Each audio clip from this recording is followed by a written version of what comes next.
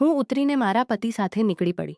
તેમણે મને કહ્યું કે અમારું રિઝર્વેશન એકસાથે એક જ જગ્યાએ નથી મળતું. કેટલાક કમ્પાર્ટમેન્ટ પછી મારી સીટ છે. તેમણે વાત કરી કે ટ્રેનમાં જઈને સીટ ચેન્જ કરાવી લઈશું. સ્ટેશન પર પહોંચીને તેમણે કહ્યું કે બધા પૈસા તું મને આપી દે. ટ્રેનમાં ચોરી થઈ શકે છે. મેં પણ વિચાર્યું કે હા, બરાબર જ કહે છે, અને મારા બધા પૈસા તેમને સોંપી દીધા. અમે ટ્રેનમાં ચઢી ગયા. તેઓ પોતાની સીટ પર બેસી ગયા અને મને એક અલગ સીટ પર બેસાડી દીધી. તેમણે કહ્યું કે જ્યારે ટીટી આવશે ત્યારે સીટ ચેન્જ કરાવી લઈશું. ટ્રેન ચાલુ થઈ ગઈ પણ લગભગ 6 કલાક સુધી ટીટી આવ્યા જ નહીં. 6 કલાક પછી ટીટી આવ્યા અને મારી પાસેથી ટિકિટ માંગવા લાગ્યા. મેં મારી સીટ નંબર કહી અને કહ્યું કે ત્યાં મારા પતિ બેઠા છે, ટિકિટ તેમની પાસે છે. તેઓ કંઈ બોલ્યા વગર બીજા લોકોની ટિકિટ તપાસીને આગળ વધી ગયા. લગભગ 20 મિનિટ પછી ટીટી પાછા આવ્યા અને મને બહાર બોલાવ્યા. તેઓ ગેટ પાસે જઈને ઊભા રહ્યા અને હું પણ ત્યાં જઈને ઊભી થઈ. તેમણે મારું નામ જઈને ઊભા રહ્યા અને લિસ્ટમાં ચેક કર્યું. પછી તેમણે મને કહ્યું, મેડમ, તમારું નામ લિસ્ટમાં નથી અને મને તમારા પતિ ક્યાંય મળ્યા નથી એને કહ્યું. તેમણે ફરી લિસ્ટ જોઈને કહ્યું કે આ નામથી પણ કોઈ નથી. મેં સીટ નંબર કહ્યો તો તેમણે રેલવેના હવાલદાર કે આ નામથી પણ કોઈ નથી. મેં સીટ નંબર કહ્યો તો તેમણે બોલાવીને તે આદમીને બોલાવવા મોકલ્યા. મારું હૃદય ધડધડી રહ્યું હતું. જ્યારે હવાલદાર સાથે મારા પતિને આવતા જોયા તો મને જાણે જીવતા થઈ ગયા. તેમના આવતા જ આની ટિકિટ ક્યાં છે? તેમણે મને જોયું અને કહ્યું, મને શું ખબર, હું આને ઓળખતો જ નથી. મને તું કાપે તો લોહી નહીં નીકળે. મેં ગભરાઈને કહ્યું, આ શું બોલી રહ્યા છો? ટીટીએ વચ્ચે આવીને તેમને પૂછ્યું, તમારું નામ શું છે? તેમણે કહ્યું, સૌરભસિંહ. ટીટીએ મને કહ્યું, સૌરભસિંહ અને શ્રેયા વચ્ચે ઇન્ટરકાસ્ટ મેરેજ છે શું? મેં કહ્યું, આ ખોટું બોલી રહ્યા છે. ટીટીએ મને પૂછ્યું, તમને ક્યાં જવું છે? મેં શહેરનું નામ કહી દીધું. પછી તેમને પૂછ્યું તો તેમણે કોઈ બીજું નામ કહ્યું. ટીટીએ તેમને ફરી પૂછ્યું. તેમણે એક કાર્ડ કાઢીને ટીટીને આપ્યું. ટીટીએ પહેલાં પોતે જોયું, પછી મને બતાવ્યું. એ વોટર આઈડી કાર્ડ હતું અને તેમના ફોટા સાથે નામ સૌરભસિંહ લખેલું હતું. ટીટીએ મને કહ્યું, મેડમ, તમારી પાસે કોઈ પુરાવો છે? મેં થોડીવાર વિચાર્યું. મારું માથું પરસેવાથી ભીનું થઈ ગયું હતું. મેં ધીરેથી કહ્યું, મારો સામાન આના બેગમાં છે. ટીટીએ હવાલદારને મોકલીને બેગ મંગાવી લીધી. મેં મારી વસ્તુઓ કહી તો તે અંદર જોવાએ લાગ્યા. થોડીવારમાં મેં કહ્યું, હવે તો તમને ખાતરી થઈ ગઈ હશે. તેમણે આખો બેગ મારી સામે ઉલટો પાડી દીધો. મારા તો હોશ ઉડી ગયા. બેગમાં ફક્ત પુરુષોના સામાન હતા, મારું કંઈ નહોતું. ટીટીએ મને કહ્યું, મારે ફાઇન સાથે ટિકિટ લેવી પડશે. મેં પૂછ્યું, કેટલું? તેમણે કહ્યું, 250.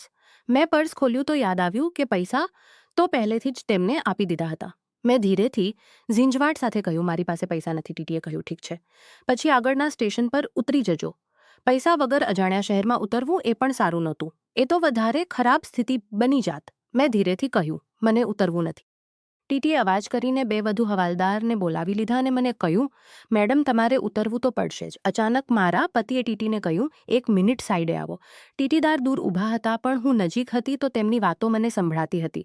તે ટીટીને બોલ્યા, જ્યાં જવાની વાત કરી રહી છે તેમાં હજુ 12 કલાક બાકી છે. ટીટીએ કહ્યું તો તે બોલ્યા, તમે અંધા છો શું? દેખાતું નથી? ટીટીએ પૂછ્યું, શું? તે બોલ્યા, જવાની નથી દેખાતી શું? પૈસા નથી, જવાનું છે, ઉતરવું પણ નથી. થોડી વાર ટીટી જોતા રહ્યા તો તે આગળ બોલ્યા, તો ટ્રેનમાં કોઈ જગ્યા હોય તો તેને લઈ જાઓ અને 12 કલાક વાતો કરો. ટીટીએ મને પાછળથી ગંભીરતાથી જોયું અને બોલ્યા, તમે ઠીક જ બોલો છો. પૈસા અને ફાઇન તો આવતા જતા રહે છે. આવો માહોલ તો મુશ્કેલથી મળે છે. ચાલો વાત કરીને જોઈએ. આટલાઓ મારી સાથે બદલો લેવાની કોશિશ કરી રહ્યા છે. આટલા મને સમજાય કે તેઓ મારી સાથે બદલો લેવાની કોશિશ કરી રહ્યો હતો. ટીટી પાસે આવીને કહ્યું, ઠીક છે મેડમ, હું કંઈક એડજસ્ટ કરું છું. તમે મારી સાથે આવો. ટીટી આગળ ચાલતા હતા અને હું પાછળ. 2 બોગી પછી એક ડબ્બામાં ફક્ત એક કમ્પાર્ટમેન્ટ હતું અને બાકીનું આખું સામાનથી ભરેલું હતું. તેમણે મને ત્યાં રોક્યા અને ત્યાં સુધીમાં અહીં રહી શકો છો. ટીટીએ મને કહ્યું, મેડમ, તમે અહીં રહી શકો છો. આ હંમેશા ફ્રી રહે છે અને ચાર્જ પણ ઓછો છે. મેં પૂછ્યું, કેટલો ચાર્જ લાગશે? તેમણે તેમનો હાથ ઝટકી દીધો અને પાસેથી પૈસા નહીં લઈએ. તમે કંઈક બીજું આપી દેજો. તેમણે એક ગંદી ગાળો દીધી અને કહ્યું કે આગળના સ્ટેશન પર તને નીચે ફેંકી દેશે. મને કોઈ બીજો રસ્તો સમજમાં ન આવતો હતો. તેથી મેં ધીરેથી કહ્યું, ટ્રેનમાંથી મને નહીં ઉતારશો. તમે જે કહેશો હું કરીશ. અચાનક તેઓ બોલી પડ્યા, સાહેબ હું. ટીટીએ તેમને જોયા અને પૂછ્યું, તમને શું? તેમણે કહ્યું, શું સાહેબ? મેં સૂચન કર્યું હતું અને તમે મને જ બહાર કરી રહ્યા છો. સારું, આના ફાઇનના પૈસા હું આપી દઉં. ટીટીએ થોડી વાર વિચાર્યું. પછી બોલ્યા, સારું, તું પણ આવ. તેમણે મને અંદર જવા કહ્યું તો હું અંદર ચાલી ગઈ. તે લોકો પણ અંદર આવી ગયા અને ટીટીએ કમ્પાર્ટમેન્ટનું ગેટ બંધ કરી દીધું. ટીટી અને એક હવાલદાર એક સીટ પર બેઠા અને મારી પાસે આવીને પૂછ્યું, તે લોકોએ તમારી સાથે કંઈ કર્યું તો નથી? મને ગુસ્સો તો હતો જ પણ મેં કહ્યું ના. મને ગુસ્સો ખૂબ પ્યારથી બેસાડીને કહ્યું, બહેન ઘણા દિવસ પછી મળ્યા છીએ. તેમણે મારી પાસેથી રાખી બંધાવી અને મારી આરતી ઉતારવા લાગ્યા. પછી મને મીઠાઈ પણ ખવડાવી. મારા પતિએ માથું નમાવીને મારી પાસે માફી માંગી અને કહ્યું કંઈક બીજું થશે, પણ કંઈક બીજું થશે, પણ કંઈક બીજું જ થઈ ગયું.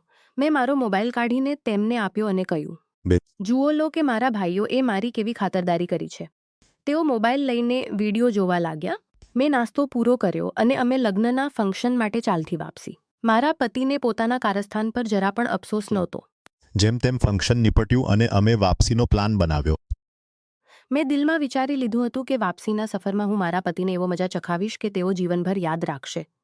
નક્કી કરેલા દિવસે અમે ટ્રેનમાં ચઢી ગયા. આ સાધારણ ટ્રેન હતી, તેથી કમ્પાર્ટમેન્ટમાં 6 સીટ હતી. નીચેની બંને સીટ એક વૃદ્ધ દંપતીની હતી, જેમની ઉંમર 70ની આસપાસ હતી. વચ્ચેની બંને સીટ અમારી હતી અને ઉપરની બંને સીટમાંથી એક 30-30 વર્ષના આદાની હતી અને બીજી કોલેજના છોકરાની હતી. જ્યારે ટ્રેન સ્ટેશનથી નીકળી ત્યારે સાંજ થઈ રહી હતી. કમ્પાર્ટમેન્ટની બંને બારીઓ પાસે વૃદ્ધા અને કોલેજનો છોકરો બેઠા હતા. હું તે છોકરાની બાજુમાં બેસી ગઈ અને મારા પતિ મારી બાજુમાં બેસી ગયા. હજુ તે આદમી આવ્યા નહોતા. લગભગ 8 વાગ્યે ટ્રેન એક સ્ટેશન પર રોકાઈ અને પછી ચાલી પડી. મારા પતિ ઉઠ્યા અને બાથરૂમમાં ચાલી ગયા. મારી ડાબી બાજુમાં બેસી ગયા.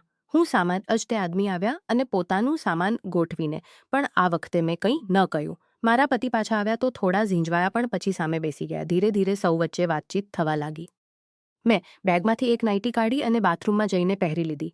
પછી હું પાછી કમ્પાર્ટમેન્ટમાં આવી ગઈ. થોડી વાર સુધી વાતો ચાલ આવી રહી. ત્યારે તે આદમીએ, જેનું નામ રવિ મહંત હતું, તાસ રમવાનો પ્રસ્તાવ મૂક્યો. અમારા તાસ નથી રમતા, પણ અમને રમવું આવડતું હતું.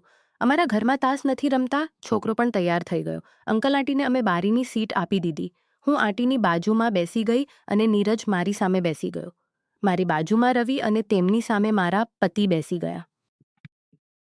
રવિએ એક કંબળ કાઢ્યું અને અમે તેને ફેલાવીને કમર સુધી ઢાંકી લીધું અને વચ્ચે પત્તા ફેંકવા લાગ્યા. કંબળ નાનું હોવાથી અમે ખૂબ પાસપાસા બેઠા હતા. ત્યારે અંકલે કહ્યું, જો અમે સૌ પાસપાસા બેઠા હતા. ત્યારે અંકલે કહ્યું, જો રમત પૂરી થઈ ગઈ હોય તો હવે થોડું સૂઈ જઈએ. મેં ઘડી અને સીટો ખોલીને બેડ બનાવી દીધા. સૌ પોતપોતાના બેડ પર ચાલી ગયા. અંકલ અને આંટી ઝડપથી. મારા પતિ પણ કરવટ લઈને લેટી ગયા. અંકલ અને આંટી ઝડપથી આવતી નહોતી. તેઓ વારંવાર બાથરૂમ જતા રહ્યા. સવારે બરાબર 5 વાગ્યે મારી ઊંઘ ખુલી ગઈ. હું ઉઠીને બાથરૂમ તરફ ગઈ. ત્યારે કોઈએ બાથરૂમનો દરવાજો ખટખટાવ્યો. મેં ધીરેથી પૂછ્યું, કોણ છે? બહારથી એક છોકરાનો અવાજ આવ્યો ને મને ખબર પડી ગઈ કે નીરજ છે. મેં ધીરેથી પૂછ્યું, શું કામ છે? તેણે પણ રવિ અંકલ સાથે જે કર્યું તેનાથી તેમને તો ઊંઘ આવી ગઈ, પણ મને ઊંઘ નથી આવતી. હું મુસ્કુરાઈ અને દિલમાં બોલી, અકાલના બાળકો. થોડી વાર પછી હું પોતાની સીટ પર જઈને લેટી ગઈ. મારા પતિ બીજી તરફ મોં કરીને સૂતા હતા. હું પણ સૂઈ ગઈ. સવારે ઉઠીને મેં ટૂથબ્રશ લઈને વોશબેસિન તરફ ચાલી ગઈ. ત્યાં મેં દાંત સાફ કર્યા અને જેમ જ મોં ધોઈ રહી હતી, અચાનક મારી નજર કોર્નર તરફ ગઈ તો મને નીરજ ત્યાં જ ઊભો હતો.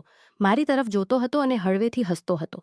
મને સમજાઈ ગયું કે તે પણ રવિ અંકલની જેમ જ મારી પાસે આવવા માંગે છે. મારા બદલાને આગળ વધારવા માટે હું તેની સાથે થોડી વાર માટે એકાંતમાં ગઈ. અમે બંને એકબીજાની કંપનીનો આનંદ માણ્યો. જ્યારે હું પાછી આવી ત્યારે મારા પતિ હજુ સૂતા હતા. પણ થોડા સમય પછી જ્યારે તેમને ખબર પડી કે હું નીરજ અને રવિ સાથે વધુ ખુલ્લી રીતે વાત કરી રહી છું અને તેમની સાથે વધુ સમય વિતાવી રહી છું, તો તેમને શંકા થવા લાગી.